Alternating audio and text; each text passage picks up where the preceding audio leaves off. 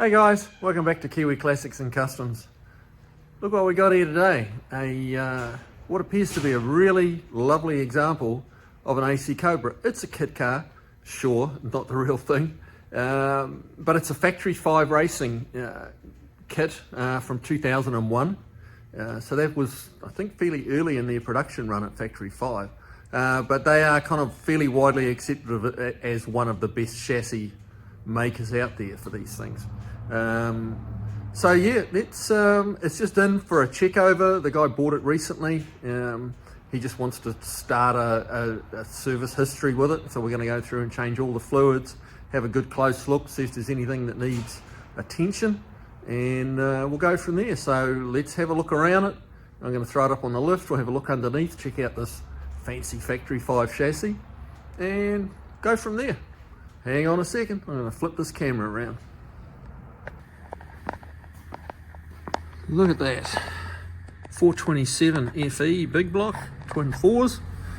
They seem to like me, these twin 4 FEs. They keep showing up at the shop. So this really does seem like a nicely executed kit car. Yeah, it's at first glance, admittedly. We've got, he's complaining of a fuel smell, and there's clearly, we got some fuel leaks coming. You can see where fuel's been like pooling in the intake manifold. That kind of yellowish, varnishy look. It's been happening for a little while. So yeah, we're gonna have to go through the carburetors, have a look at them, see what's going on. But that's, it's a 23-year-old car now, so probably some of our modern gas has been eaten up at those hollies a little bit. So it's nothing that's can't be remedied. Now we do have a bit of a problem with the door not shutting properly. Again, not a big deal. It's got a 5-speed Tremec in it, probably a TKO 600, something like that, being the vintage that it is. But yeah, it's really nicely appointed.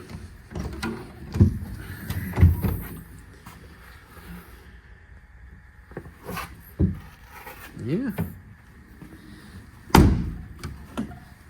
Got the oversized gas cap on it. Going to check out the age on these tyres, because I have a feeling these might be original tyres. In which case they're too old. So, but we will see. We'll get it up on the rack. I can't see anything on the sidewalls on the outside of the tyres, but hopefully there'll be a date on the inside of the tyres.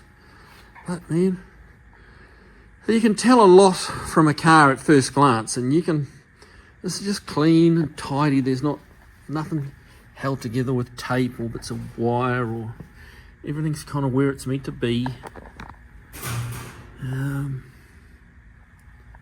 And yeah, I think this is going to be a in the door and out the door pretty quick kind of deal. So let's get it up on the rack and see what we see. Here she is up on the rack. Big fuel tank, which I guess you got to have when you've got a twin 4-barreled 427 up there. Making a claimed 500 horse, so it's going to need a little bit of fuel. It hangs pretty low, but that's kind of a style that they had on these things. Again, it's very much a race thing, but this whole car is very much race orientated. You can see it in the genetics of it. Everything's rod ended, everything's adjustable. You got rod ends on upper and lower control arms, and just check out the size of the lower control arms. I mean, these are beefy. Nothing's going to flex too much there. But what kind of blew me away is actually the chassis rails. The main chassis rails start here at the rear suspension pickups, and it just runs one straight line all the way through to the front, where it picks up the front suspension and steering. You got your lower A-arms here, steering rack there. But check out the size of this pipe. It's like 4 inches in diameter. It's massive. I mean, I've got big hands, and you know, this is huge, so beefy. I tell you what, if you ever hit something and bent the chassis, I think the bent chassis would be the least of your worries. It'd probably be other people's worry what to put in your eulogy. But yeah, it's nice, man. It is nice. I see why people, you know, rate them as, you know, basically in the top couple of Cobra chassis builders. Yeah, it is just nicely turned out. Okay, check out the length of the drive shaft. It is. It's pretty short, but fortunately it's independent rear. It's got an 8.8 forward independent rear in it. Be out of a late model Thunderbird, something like that. All CV joints, everything adjustable. Got the Tremec in it. We've got a few oil leaks, things like that, but really nothing that yeah, you wouldn't expect out of a 23-year-old car. But yeah, lots of the old school blue and red Earls fittings, which were all the rage back then. But yeah, this is got a couple of some interesting cooling fans there. They look more like a fan you get in somebody's office, but that's what's cooling it down, which is, I haven't seen them like that before, but that's all right. I'm going to check out these tyres for an age stamp.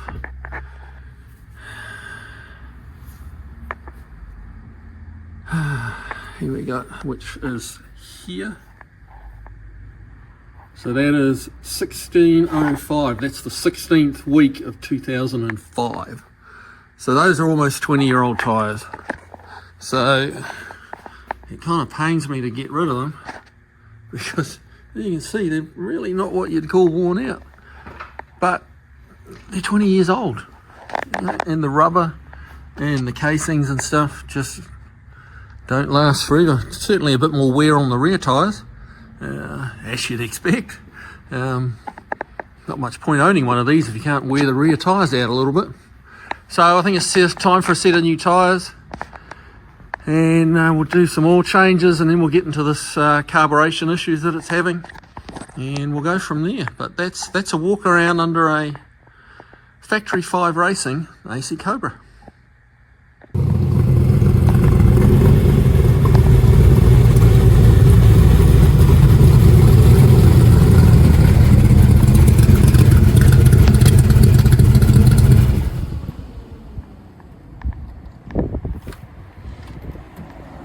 Alright, that's it. She's all done, ready to go home.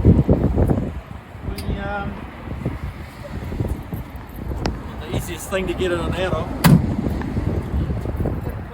Here again.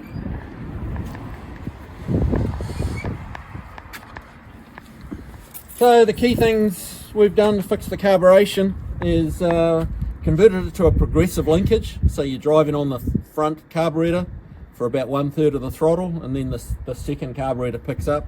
This makes it more streetable to drive. You don't, you know, like just round town putting around, you don't need any more than a third throttle on one carb. So that's made it a little more user-friendly to drive. Reset all the float levels, they were all way too high, and it's why we were getting a lot of fuel. You know, like it was pooling in the bottom of the intake manifold. That was an issue. We put an automatic fan set up on it, so that it just turns on and off electronically. It had a switch on the dash that you had to remember to turn on when it got warm, which is, in my opinion, a recipe for disaster.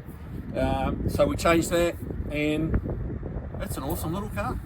So this is certainly one of the better ones that I've played with.